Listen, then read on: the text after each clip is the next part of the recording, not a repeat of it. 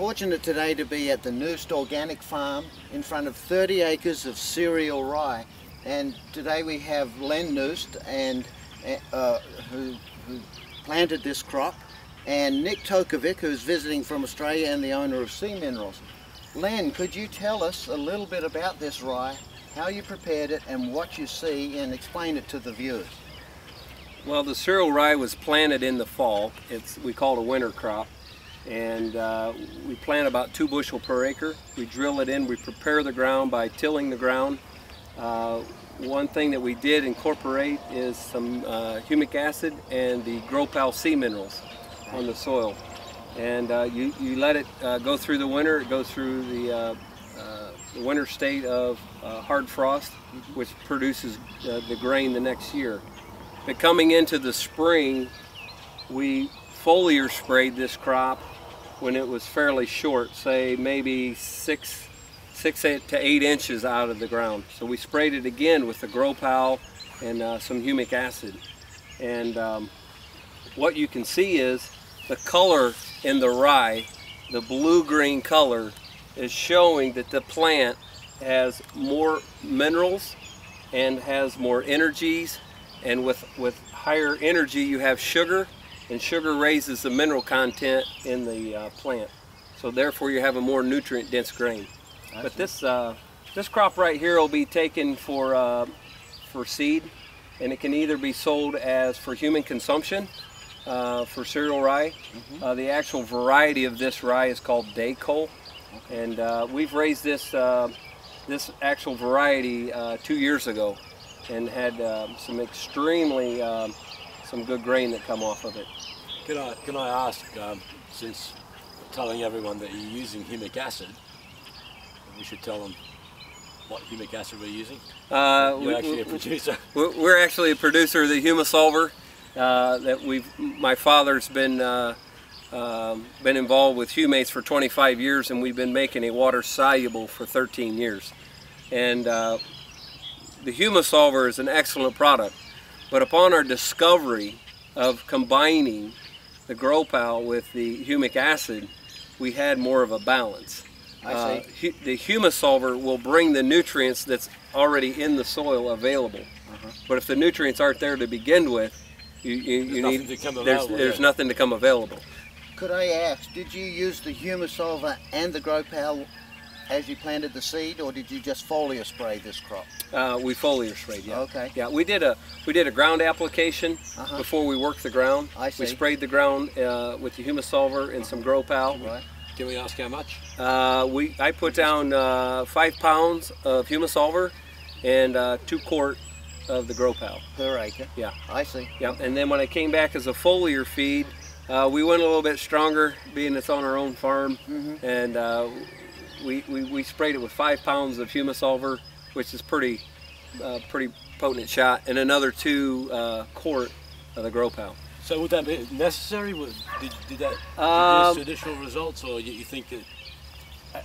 Like I said, 2 years ago we raised this variety, and speaking with my father, I believe we've got a lot better stand. We definitely have more height in the plant, and with the more height you're getting more straw, and the straw can be taken for dairies.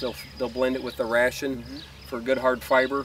And so if you're getting more straw, then you're getting more production also. It's good straw too. Oh yeah, yeah, more nutrient dense. It's looking extremely healthy to me. Now, may I ask you about the ground cover down below, and what can you tell us about that? That looks very healthy also. Yes, for the ground cover, in preparing for next season, we interseed clover in early spring. So when the last frost comes through, we'll go out and interseed the clover. And the clover will be washed in by the spring rains and will sprout. And looking at the clover, and it's here, there's an excellent stand of clover. Keep in mind, this farm here is sand ground. And in this area, the sand can run as deep as 25 feet deep. Oh, wow. So, you know, with sand as your base, it's hard to hold nutrients. Yeah. So this would be considered a very, very healthy crop, considering you're growing in the sand. Considering yeah. Now, and you will probably use the clover as a nitrogen source for future crops?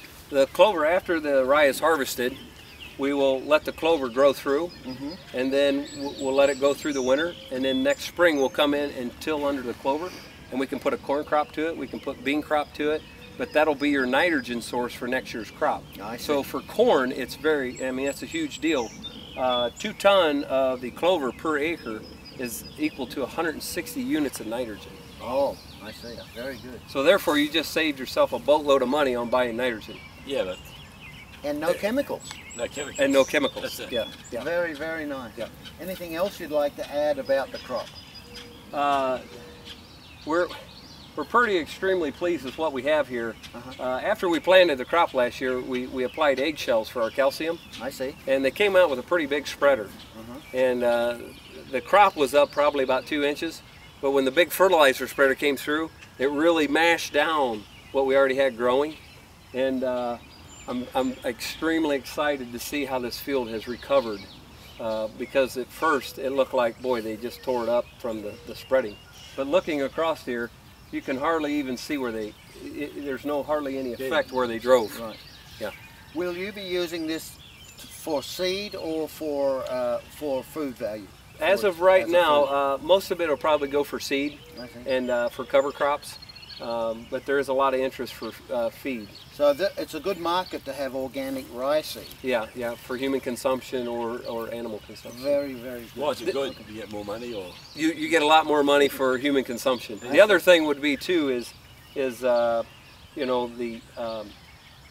certified organic. Right. Instead of just calling it organic, it's actually certified ground. So that makes a big difference in price also. Well, good. And just touching on the significance, you mentioned something about this being sand. Yes. And you've got a crop that would probably equivalent to, being raised on, a foot or 2 foot of black dirt. Can you explain the significance of that and how you achieve that? Because I think it's really important. Well, first of all, we all learned that or know that you need a balanced soil, and when you have a foot of black dirt, you have more humus. You can hold more micronutrients in your soil and water. And when you're in sand, you can't hold those micronutrients. So by applying the humic acid, our microbes are going in and converting the residue, what's left over. We'll call it Humisolver. Okay, the Humisolver. How much did you apply? Like in a total year's time, we could apply up to 10 pounds per acre. In a total year's time. Throughout the year. Yeah. Through the cycle, 10 pounds per acre. What is the cost to the average farmer? What would it cost me? The average cost sand into food producing. It'd be about $40 an acre for the for 10 pounds for the whole year. So you could convert sandy soil into food producing soil. Yes. Right, in good soil at that. Yes. For less than what it costs a conventional farmer just to fertilise. Yes. For maybe a third of their cost. Right. So going organic is not necessarily lower yields. It's not necessarily more expensive. It can be cheaper with greater yields. Yes. Is what we're saying here. Yes. Yep. Oh, that says it all. And more dollars per bushel. More dollars per bushel because of the organic. And there's no poisons. No poisons, no synthetic, synthetic nitrogens. And I suspect the nutrient value of the seed over conventional farming would be much higher. Yeah. Yeah. Yep. It's a win-win situation. Yeah. Yep. For grower and consumer. Right. Yeah. Well, I have the opinion, and maybe I might upset some people. So we can edit this out. But we can't go on feeding living organisms with chemicals. It just, it's a recipe for disaster. Yeah. And it's happening. It's already evident in our population, in our land, our waterways. It's just amazing. One thing I would like to add to this is, when you are feeding a more nutrient-dense grain, the animal will consume less because the minerals are up in the crop. You're talking better feed conversion. Better feed conversion. There you go. Yep. And that's correct. We've seen so you save yourself money in the long run. We've seen that countless times. Yeah. Yeah. Well, it's very impressive, and I thank you for your information. We appreciate you coming out to the farm. Colorado's a drive, and Australia's a heck of a flight. Yeah, but I love flying.